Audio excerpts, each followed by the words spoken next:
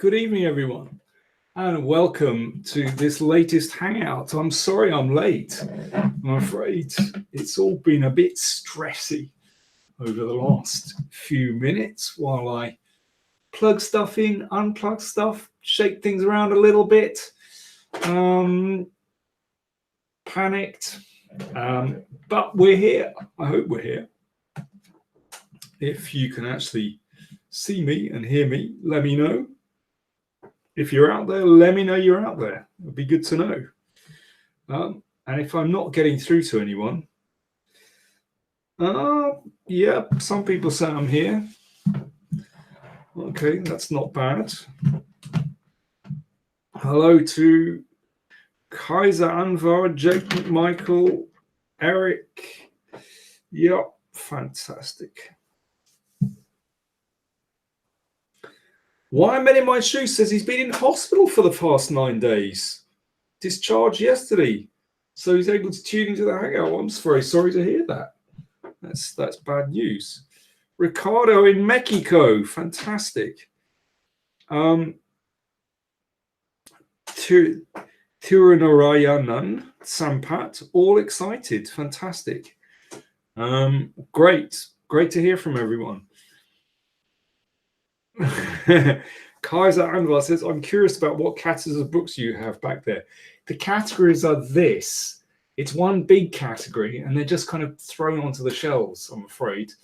I'm afraid it's just a question of space. There's a lot of historical stuff. That's my particular interest. Douglas Squirrel asks, good evening, Mr. King. Whom do you fancy in Grenka? Who do I think is going to win? Well, I mean, stating the obvious, Magnus is in pretty good form, but it'd be really interesting to see how Fabi gets on against him. Their first meeting since the World Championship match, so that's pretty exciting. I don't know. I haven't really thought about it, to be honest. But those are the obvious ones. But anything can happen. I'm going to be showing you a classic today, and it's a classic played in 1922 in Hastings. Let me show you the book. This is one of the first books I ever got, if not one of the first chess books I ever got. There we go. My Best Games of Chess. You can see Alexander Alekhine. Oh, you can see the whole thing. My Best Games of Chess. Alexander Alekhine, 1908 to 1923. And we're going to be looking at a classic from Hastings, 1922. So watch out for that in a moment. Tom Nordeman says, can I send you a game I played last night through chat and see what you think? Don't put it on the chat here. That's too much because I can't look through it now. But if you can send it, if you go to my website, hang on, I'm going to put my website there.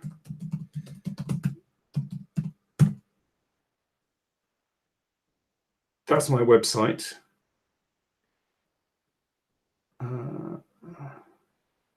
Hang on, wait a second. If you go to this, wait a second. Yeah, if you for some reason it's not letting me put it on there, but if you go to www.danielking.biz, that's .biz, danielking.biz, and you'll see a contact there when you go down, and if you send it to me through there, I'll have a look at it, but I can't do that at the moment. Okay, everybody, yes, Saptashi Gosh says, everybody ready to calculate? Yes, indeed. So I think I should show you a position straight away. And this was actually a position that was given. There was an article on Chess-Based News the other day about a particular composer. and they gave a couple of studies. So I'm going to show you one of these. The composer is called Pervakov. He's a Russian guy, and let me see. Let me just switch windows. Just bear with me. And I'll get to the position. So here's your first position. And it is white to play and mate in 2. Let me just expand it a little bit, expand the board a little bit. Hopefully that's a bit better. Hang on. Wait a second, guys. So composed by Pervakov. It is white to play and mate in 2. You can see that white has a queen, rook, and bishop. So white is winning. I think we can say that without any doubt. But the stipulation is white to play and mate in 2. I like these simple mates in 2, actually, because they're a good demonstration of mating patterns. And you have to be a bit switched on with, mating patterns. Sai Vikas says you were fantastic in 1996 Intel. My goodness, were you there, Sai? Can't believe it. We've got Mr. Split Rooks. Greetings, Danny. I like a title. I like a name like Split Rooks. That's brilliant. Gabe, greetings to you. Split Rooks, I did just give you a shout out. That's such a great name. Okay, we've got 2 correct answers. Well done, Gabe, and well done to Omkar. Fantastic. Queen E1 is the only 2 correct answers. Now I've got to show it because everyone else can see it. Only 2 correct answers. Can't believe it. I was expecting much more. Saptashi says Queen G5 is also good. Really? Is that checkmate as well? Yeah, but if I take this, I don't think that's not mate in 2. No, that's not mate in 2. Queen G5 is not mate because I still have that square. Sorry, Queen E1 is the only one we'll do. Queen E1 is the move.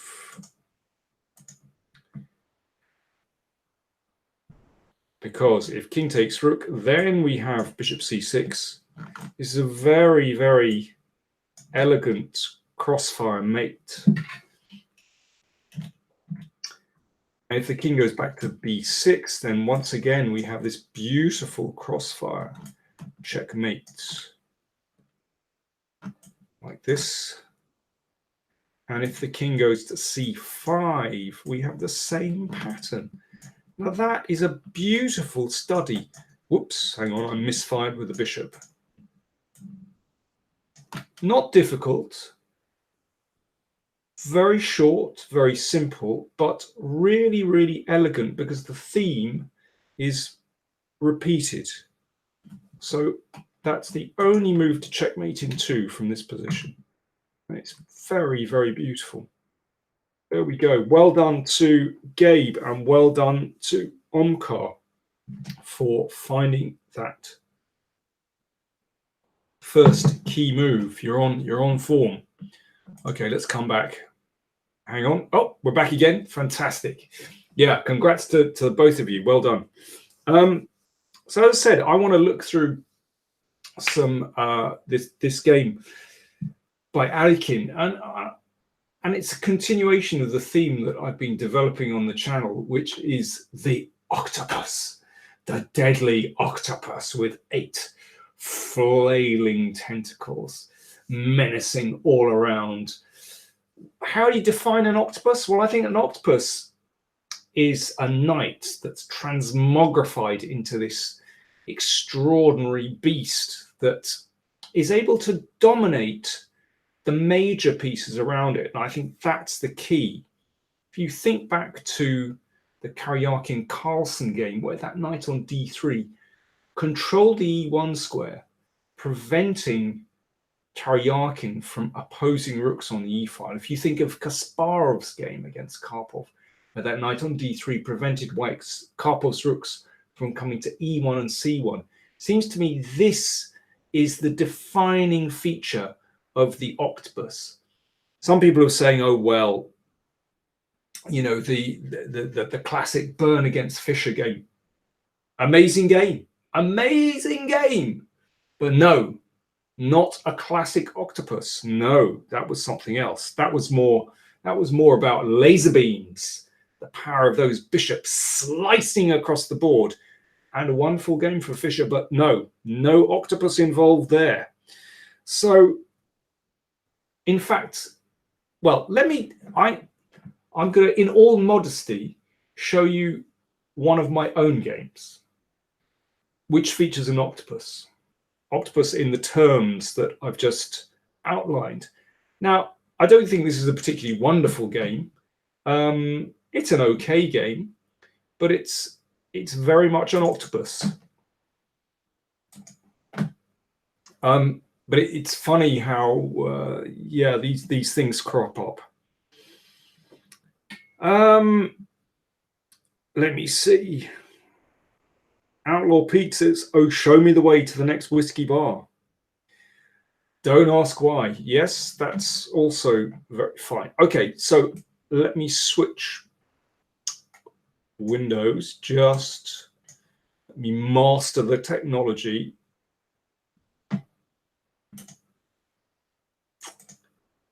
And here we go. Yes, finally one of my own games, Gregory. So this was played in a round-robin tournament, a closed tournament in Lucerne in 1989. My goodness, I can't believe it. How many years ago is that? Too many years ago. 30 years ago. Good grief. Was I able to reach across the board and move the pieces? Barely. My opponent was Gilles Miralles, who is a player from France, a very nice guy. And I can't remember which round this was played. Anyway, it was a very nice tournament in Lucerne. Close or closed tournament? Closed tournament. A closed tournament. A round robin, all play all, basically. So here we go. I have the black pieces, and I played in my traditional way, which is the Catalan. I didn't always play the Catalan. You know, I experimented with the Grunfeld and the Benoni, but you know, at a certain point, I decided I'm going to play very solidly.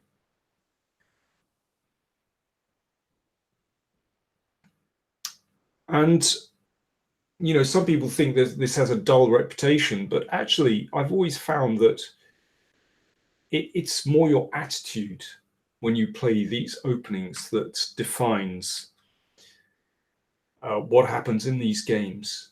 You know, if you want to be very dull and halve out, then you can do that. But if you want to try and shake things up, you can also do that. Well, here, of course, Queen C2 is the main move. And then we can have stuff like this, and Bishop E7, and so on. But instead of that, Gilles, who wanted a battle, he played knight to A3. So this takes the game in a very different direction. And this is a tempting move, because if the knight takes the pawn, then this knight stands very well on C4, and black hasn't been able to get the bishop to the long diagonal. But of course, there's a drawback with playing knight A3. And that's because you can take this. Hans Andreas Torsvik says, you're such a professional chess journalist. Thank you very much for those kind words. However, you then go on to say, during this live stream, I noticed your Jeremy Clarkson side as well. Oh dear, that doesn't sound very promising. I'm not a fan. I'm not a fan. So after black takes this, of course, white's pawns are damaged. Black has managed to hold to, well, I'm not going to say hold on to the pawn on c4, but at least delay its execution. And white has the two bishops. So it's already, you know, quite an interesting position. So this bishop on c8 is the key to black's play in the Catalan. If this doesn't get to the long diagonal, then black can be in trouble in this kind of position. It's absolutely essential that this bishop develops. And of course, if this pawn comes out to b6, then there's going to be trouble with knight e5. So this is the problem. So I played bishop d7 in order to just play the bishop to c6. And I'm not, at the moment, I'm not too worried about that pawn. Gilles played knight e5, but you see, if white had played this move, then the bishop can simply come to the long diagonal and white gets the pawn back. But actually, because this bishop has opposed the bishop on g2, then absolutely everything is fine.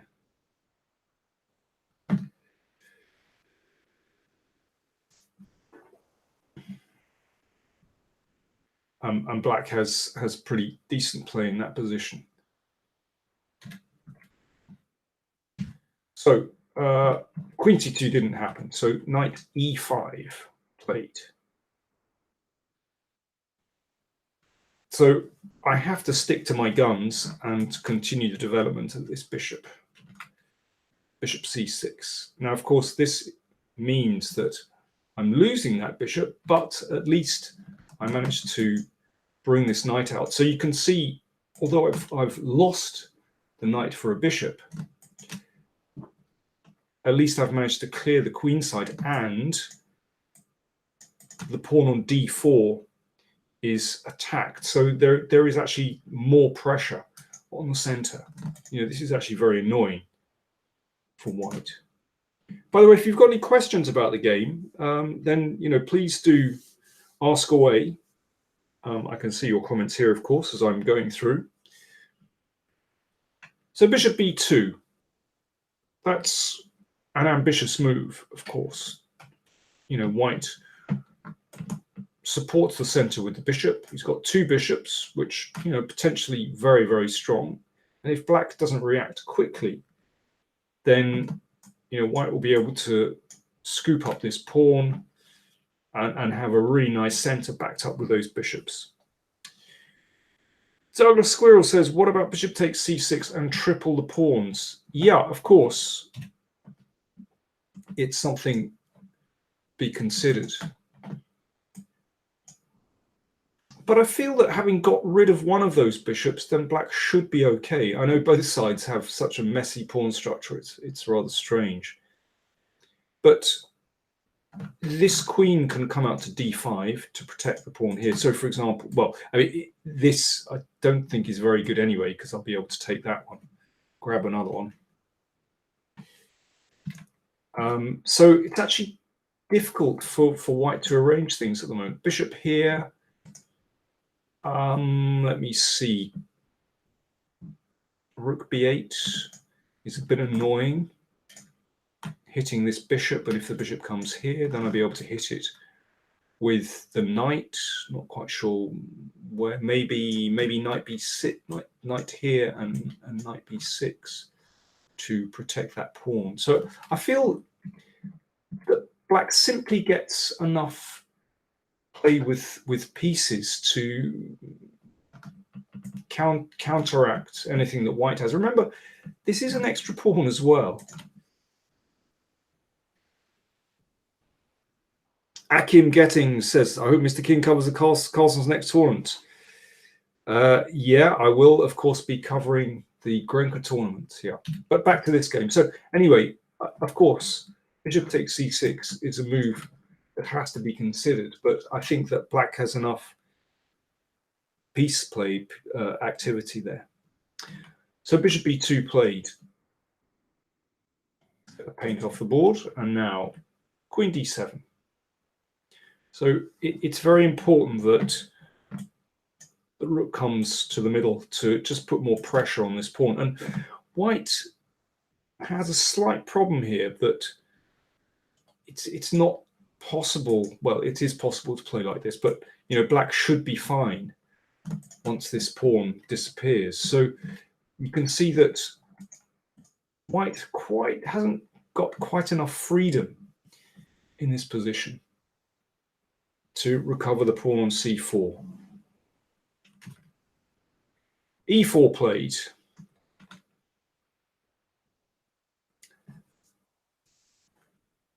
And rook here, and this is a problem. I'm not sure e4 is the best move in any case. But I think black should be fine. So now I'm attacking this one. But Gilles had a particular idea in mind. I mean, he was, playing very aggressively as well. He played the pawn to d5. So his idea is this: after takes, then bishop takes f6 to damage my pawn structure on the king side. Split Rook says knight a3 does look very dubious. I don't think it is dubious. I don't think it's dubious. It's just that I think the way he's followed up isn't quite correct. Knight a3 is actually a very interesting move.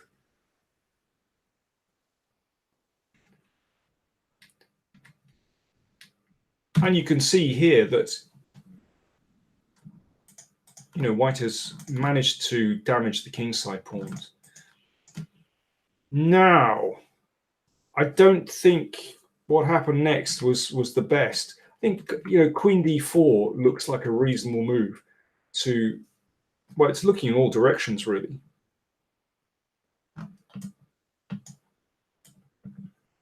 I think this could be white's best chance. And this is still, I think, a very unclear position, actually. Blab says, asks, what do you think about Vincent Keimer's chances in the Granca tournament? Well, I think he's going to have a really difficult time, frankly. But I wish him the best of luck. He's obviously a really nice kid, but it's going to be really tough for him. So queen d4, I think, is the best move. And people say, "Oh, this looks very dubious." This is still very unclear, actually. My opponent played f4. He was very keen to get rid of this knight, and here we go. It's the good old octopus. And this, for me, is a classic octopus because it's covering c1 and it's covering e1 as well, preventing those rooks from really entering the game. Now, Gilles had the idea that somehow his rooks weren't going to get in the game anyway. And he was keen to drive this knight away in order to attack the king. So see what happened. Queen here. Now this is the point. I'm actually able to support this knight on d3. And now he's struggling. So, I mean, obviously, if queen takes pawn, let's just have a very quick look. Then I've got to check. And I'm in here, and that's going to be winning for black because the rook comes down.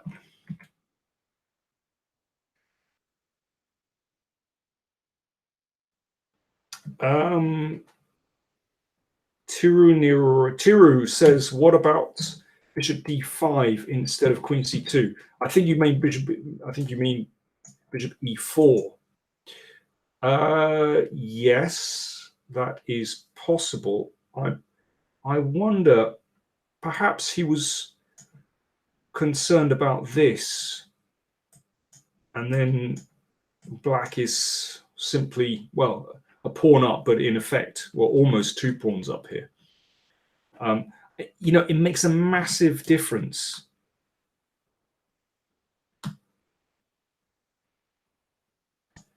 To white's position, because the pawn has moved up from f2 to f4, exposing the king not just along the 7th rank, but along this, or these diagonals as well. The king is so open here, and I don't think white has a chance to save that position. But I suspect that was the problem. Okay, let's move on with the game. Peter Benja, funny comment. So here's the game.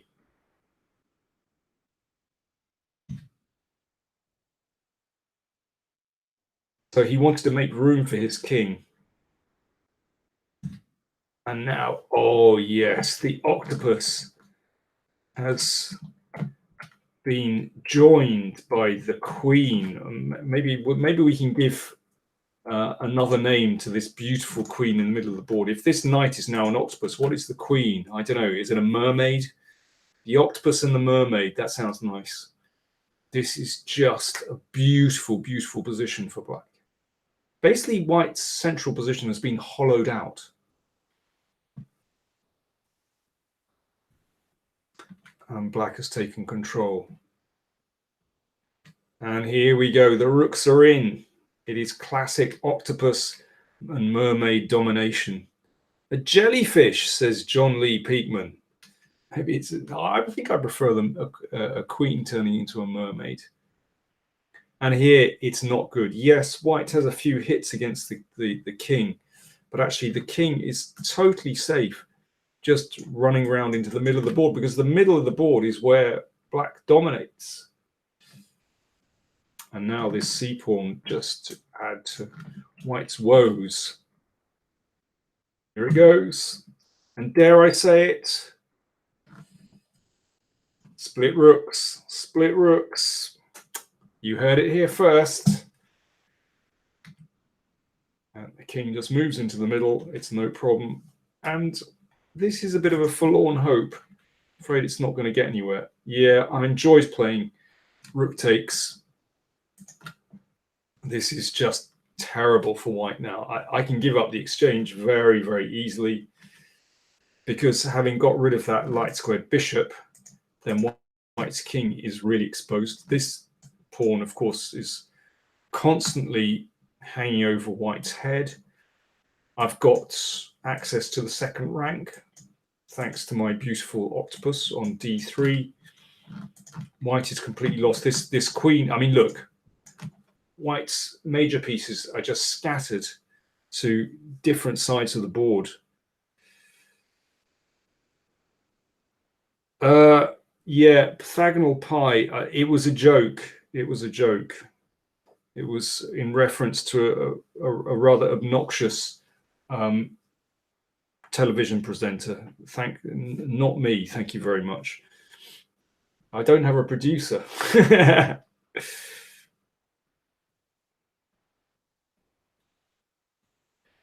So here we go. The king is trying to escape, but he doesn't get very far. I'm in complete control now. It's a lot of fun. You know, a move like f5 is not going to help the cause, because it leaves this queen completely out of play, apart from anything else. King came up the board, and now I'm cruising in. Classic centralization. And this one didn't last long. Queen there, and that was the end of the game. Thank you very much. I enjoyed that one. Can't believe it. 30 years ago. That is staggering.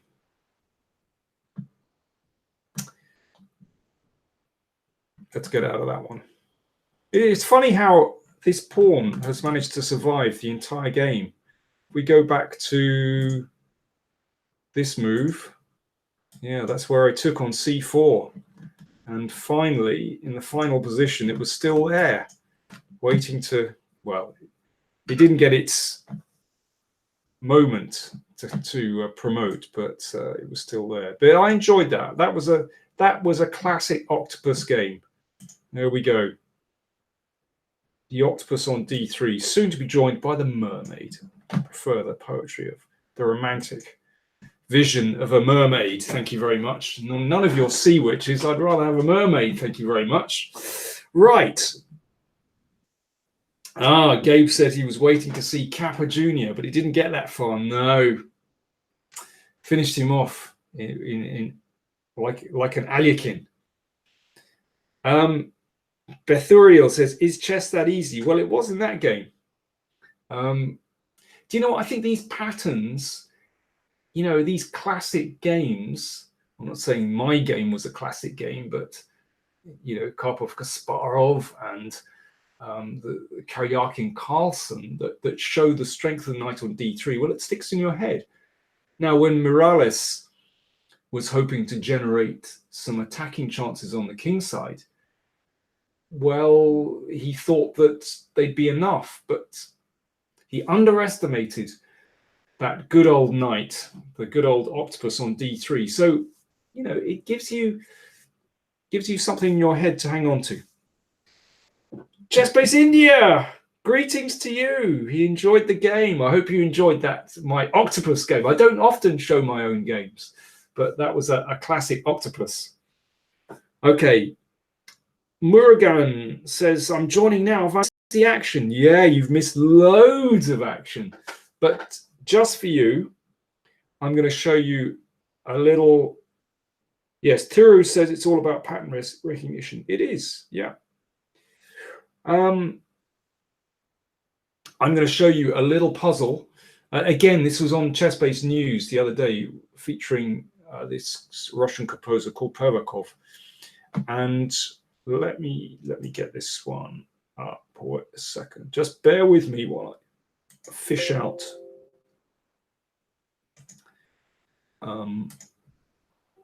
this game.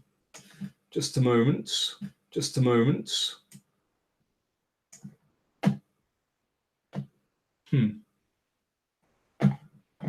Just bear with me. Do you know what? Before I do anything else, I'm going to have a quick slurp of tea in my Scooby-Doo mug.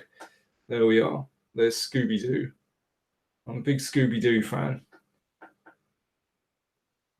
That's better. And that will help me, I think, to find this position. Let me just dig it up, folks. Talk amongst yourselves.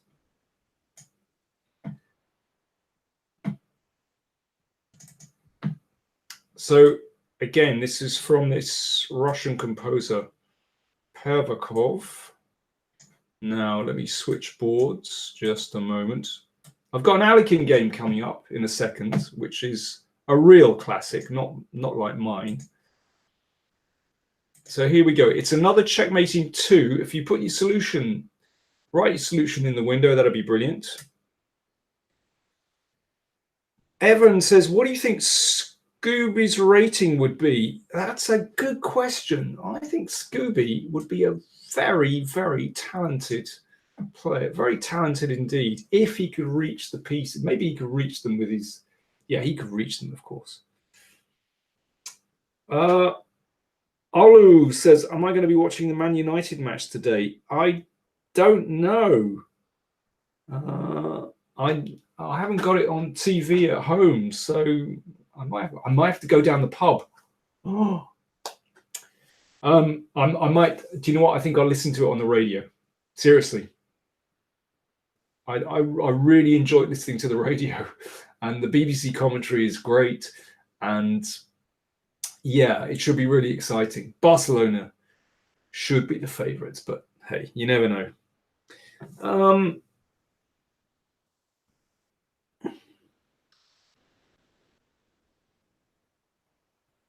Douglas Squirrel says, we now know that Mr. King likes Scooby-Doo and not Top Gear. Not sure what to conclude from that. Okay, guys, it's mate in 2. Ian Johnson says Queen G1. No, Queen G1 is illegal. King F6 and Queen G5. King F6 allows King G4, so not that one. It's mate in 2, guys. Let me see. Sammy says, good evening. I've been following your analysis for 2 years and I always find it fun and useful. Great. Then fun and useful hits both, it hits exactly. Fun and useful. I like that. Okay, we've got quite a few people that think Queen D8 is right. Do you know what? Queen A4, it doesn't quite cut it. Yes, this would be mating too, but there is a problem with Queen A4, and that is H3 that gives the king a square. So I'm sorry, Queen A4 was also my first thought, but no. Queen C7 has been suggested. Queen C7, I think that fails to king here. Not mating 2, no. And any other suggestions? Queen D2 was suggested, but I think that also fails to H3. So sorry, it's Queen D8. Ludi Da Vinci says, I'm no Patreon. How can I be here? You don't have to be a Patreon. It's free for everyone. Forced move, as a wise teacher once said. Absolutely. Yeah. This Hangout is basically courtesy of my patrons. So let me just put this in.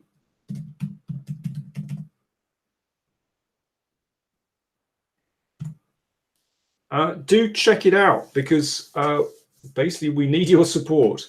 Queen D8 is the move. And if, let's say, Rook H6, then we have Queen D1. And otherwise, well, H3, for example, we can take here. And obviously, Rook takes Queen, Rook H7. There we are. So Queen D8 is the only move. Let's just quick recap. Only move to checkmate in 2. Very nice indeed. Personally, I thought the first mate in 2 was prettier than that. But anyway, yeah, do check out Patreon PowerPlayChess because, you know, we really need to grow the channel to keep going, basically. So do consider supporting us every month. There are extra videos. There's a newsletter. There are opening playlists where you can study a particular opening. So do look at those. You know, you pay a little bit each month and you get your reward. So do please check out patreon.com. And it's through the patrons, my Patreons, that I'm able to do this monthly hangout. So I'm really grateful to them. Thank you very much. Now, let me see. Ludi Da Vinci says, hey, I talked to Daniel King. I won't spam anymore. Great stuff. Let me see. Irradiated Badger says, with my brother watching from Montreal or Montreal. Thanks for all the excellent content over the years. Irradiated Badger, thank you. Split Rook says you want new DVDs. Yeah, be good. I'm busy working on other stuff at the moment, but yeah, don't worry. Hopefully later on in the year I'll be able to record some new ones because I got lots of ideas bubbling up. Samo says, what was my best win? What was my best win? I don't know. Most memorable, best game I played, or just one that gave me satisfaction, or the strongest player I've beaten? I don't know. Well, I beat Vichy. I guess he's the strongest player I've beaten. But actually, for me, my most memorable win was beating Dolmatov when I was playing for England. England against the Soviet Union. So again, that shows you how long ago it was, in 1990 in Reykjavik. And it was I think the only occasion that England beat the Soviet Union. And I managed to beat Dolmatov in that game. Wasn't a spectacular game. I had a pretty bad opening, but somehow managed to swing things around, and I got him in a middle game basically, and finished off in an end game. But it was more the occasion. And I remember, well, at the end of the game, he was kind of disgusted, which is fair enough. He's a much stronger player, and he shook hands very politely, but kind of walked away from the board, kind of going.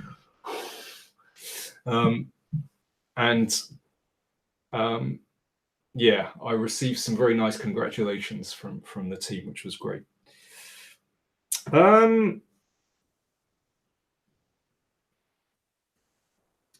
Yes, Tiru, I beat Vishy a long time ago in Calcutta. There we are.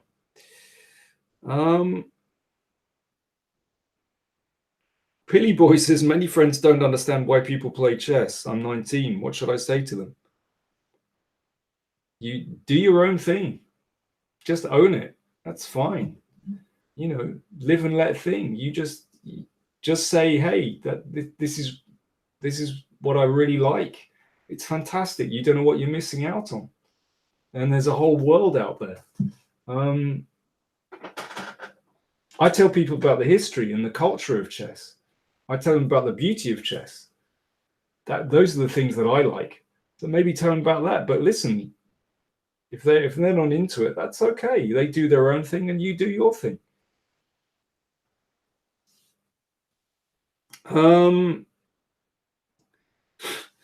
Thank you, Jonathan Baxter. Okay. Douglas says he'd like to see Annan game. To be honest, I don't think the Annan game was very special. So no, I'm not minded to show that game, to be honest. But I am going to show you the Alikin game, which it's not really an octopus game. A knight does go to d3, but it's not really an octopus game. But I'm going to show you it now because it's such a fantastic game. Saptarshi is listening to me from Kolkata. Fantastic.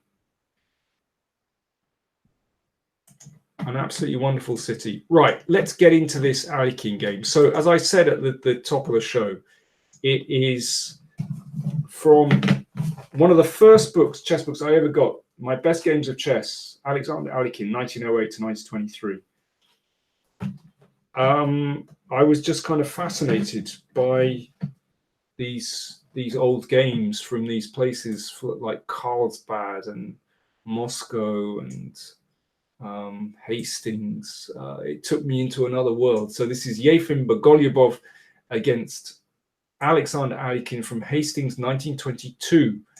Now, let me switch boards, so just bear with me. Here we go.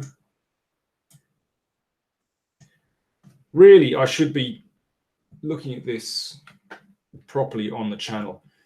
So Alikin played to f5. This was played in the last round of the tournament, and he said that he had to. He doesn't quite trust the Dutch, but he basically wanted to play for a win. Bishop b4 check, and now Bogolyubov plays bishop d2, which actually I think makes life very easy for white.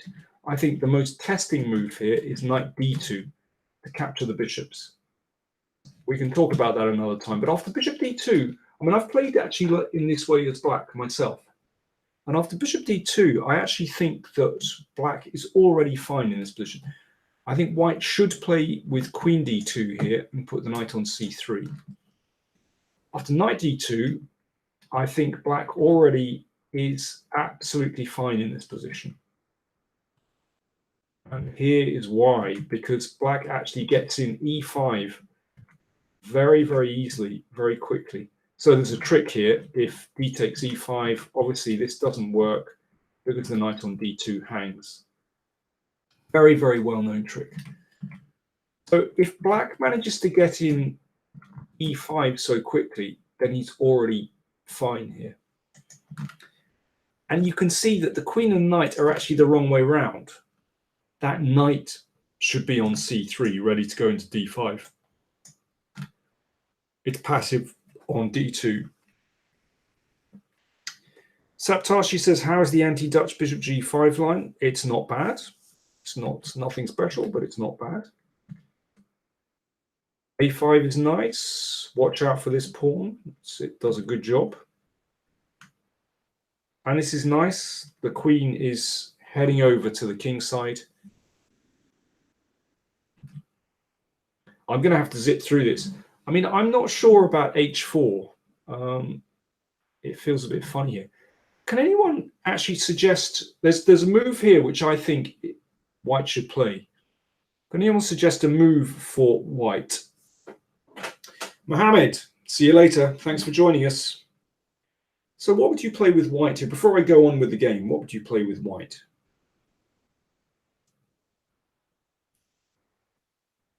Any suggestions?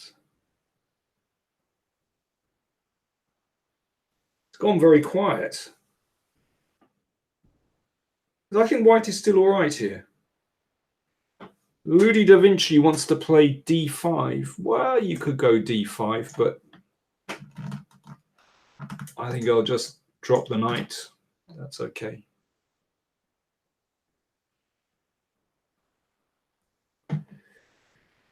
Yeah, Beta Benja, don't worry about the comments. They're not. Don't worry about they were translated on ChessBase. It's not relevant. No, not my comments, I should say. They're just translated from Anakin. It's interesting. I like this move. And then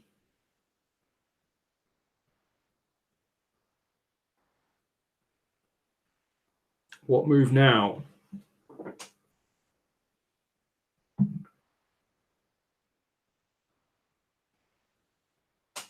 I think it's important for white to exchange actually in the middle. No, not this one. I think this is a reasonable move. That's what I would do with white. It preempts e4. It tempts black into playing g5. I want to see g5 because then the knight comes back and there's got to be counterplay at some moment here. And actually knight h4 is just a little bit annoying. I don't think Golubov played very well here. He played h4. I don't like h4. It means that this is now a threat, but big deal, you know.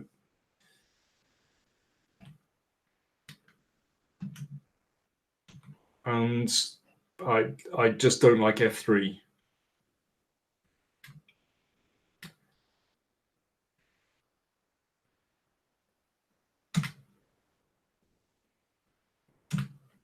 e4.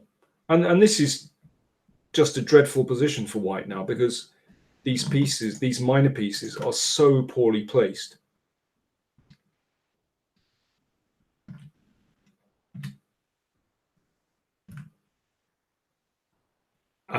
Yeah, absolutely dreadful. And Anakin plays really well now because he basically takes control in the middle and on the queen side.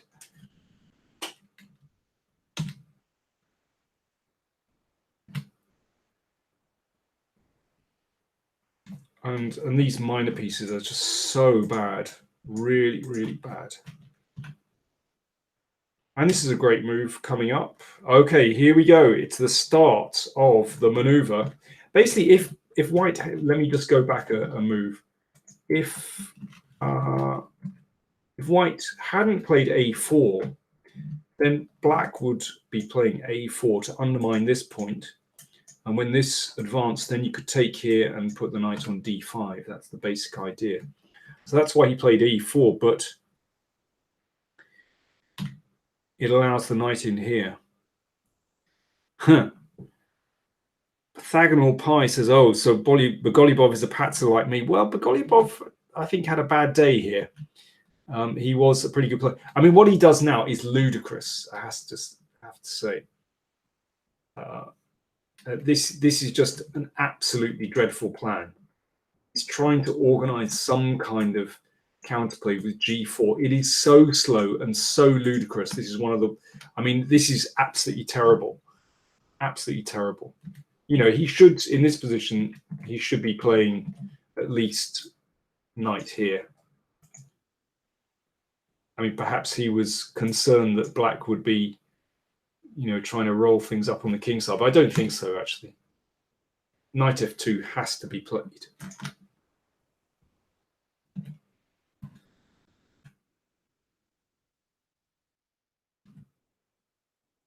This is absolutely terrible.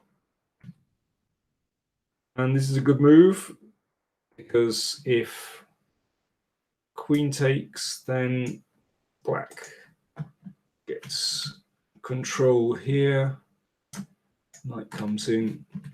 So Bogolubov decided just to give up this pawn and to get some counterplay. And this is reasonable because, you know, if you could get a knight into e5, then things might be a little bit different.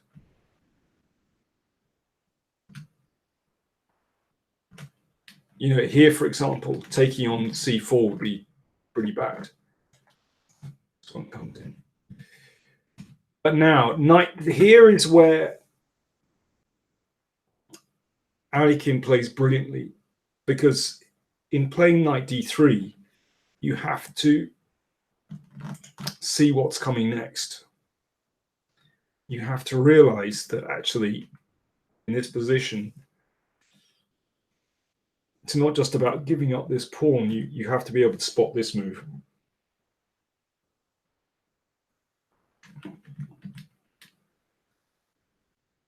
And after this, here's the trick.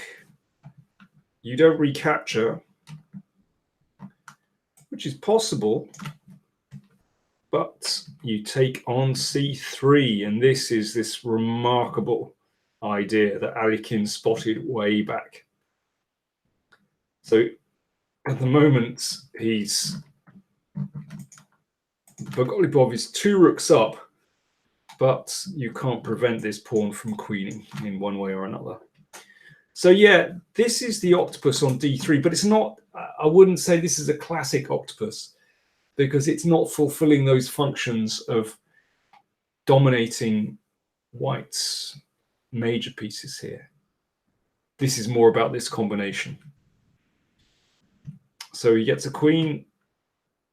It's not over yet, but okay, this is very nice because the knight is coming in here.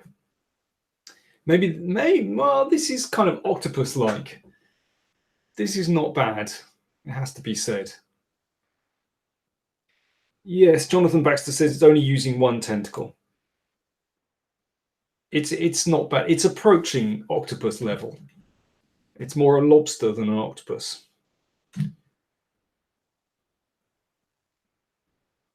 I mean, black is obviously winning now, just because white's pieces are so bad on the king side. So this is threatened. But there is a very nice finish coming up. Let's watch this, folks. So white is in Zugzwang now. There aren't really any good moves. But Alekhine, I like this. He just makes him sweat. So he just shuffles the king back and forth. And really, you know, there's nothing that white can do now. You know, this knight hasn't got a good square. This knight protects this pawn. This rook is obviously just shut in. So the game ended like this.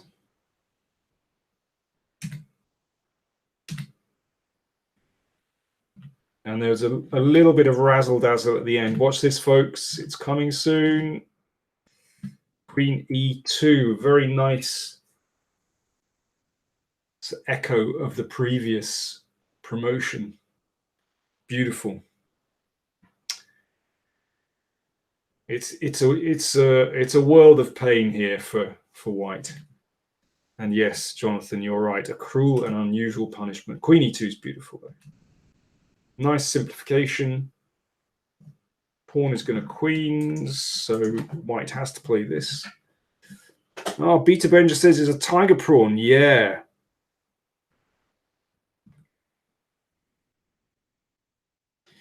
Irradiated Badger says, who's your favorite chess commentator to work with? Maurice actually seems like a nice guy. Maurice is a nice guy. It's difficult. Do you know what? I get into trouble if I say, oh, they're my favorite, because, you know, it's an invidious question, really. I really enjoy working with Anna Rudolph, Maurice, well, you know, many others. Joel Benjamin, someone I enjoyed working with. Sometimes we used to do stuff on the ICC. So this is just winning for black. This king pawn end game. There you go. You've got to know your ABCs. You've got to know your end games. And here, white resigned. There are, well, many ways to win this, but let's do this. And that settles that. So there we go. A classic. And that really was a classic, actually. You know, Bogolubov, Alekhine, Hastings 1922, that should be in every serious chess player should have that game in their heads. I mean, it's not just for this classic combination, but actually the middle game play. This idea of pushing the pawn forward to e4, locking in white's bishop on g2, and the play on the queen side to capture the light squares. And obviously the maneuver of the knight to d3 as well. So, yeah, absolutely brilliant.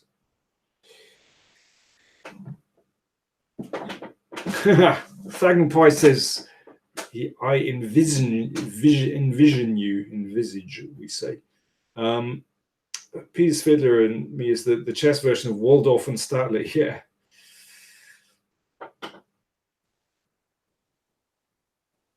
No. Beta Benja, invidious doesn't mean vulgar and shocking. Invidious means, well, anyway, you know what it means. Herr Schnupka, greetings from Germany. Tiru says, I zipped past this game a bit too fast. I did zip very fast. Really sorry. I'm afraid I can't be here all day. I wanted to pack in as much as possible. I might go through it on another occasion and record it properly on the channel. It's all a question of time. So I'm gonna wrap things up fairly soon. Maybe I'll take a few more questions. Split Rook says, Danny, have you ever resigned prematurely because of having a dreadful position and being surrounded by dozens of people? I don't think I've resigned prematurely. No, I normally go to the end. Nobody ever won a game by resigning. Somebody said it, probably Tartakova. Irradiated Badger says, do you play online? What site do you play on? No, I don't play online. I don't enjoy playing online. No, not at all. Just don't enjoy it. Simple as that.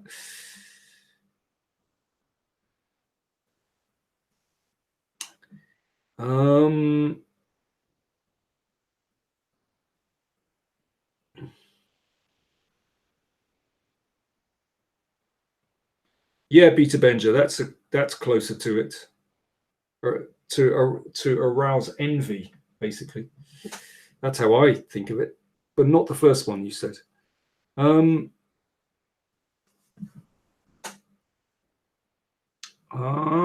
me see. Akim says he wants to donate to your page. How do I do that? Listen, if you go to the YouTube channel, PowerPlayChess, you can see links there. In every single video I do, there are links in the description to PayPal or Patreon. So do contribute via PayPal. I'd be very grateful. It's not difficult. They're in every single video description. Yeah, and as Douglas Squirrel says, you can contribute via Patreon as well. But if you want to just do a one-off donation via PayPal, then, as I said, just look in the video descriptions, or indeed on the main page, you'll find links there to PayPal. It's really simple, and we'd be very grateful for your support. Beta Benja, I've just gone through the ways. Lawrence, I'll bear that in mind, but frankly, I don't enjoy playing online. Akim, fantastic. Good. All right, listen, guys, I'm going to leave it there. Thanks very much for watching. There's going to be another Octopus game published tomorrow on the channel, so do watch out for that. A classic Nimzovich Octopus game. There we go.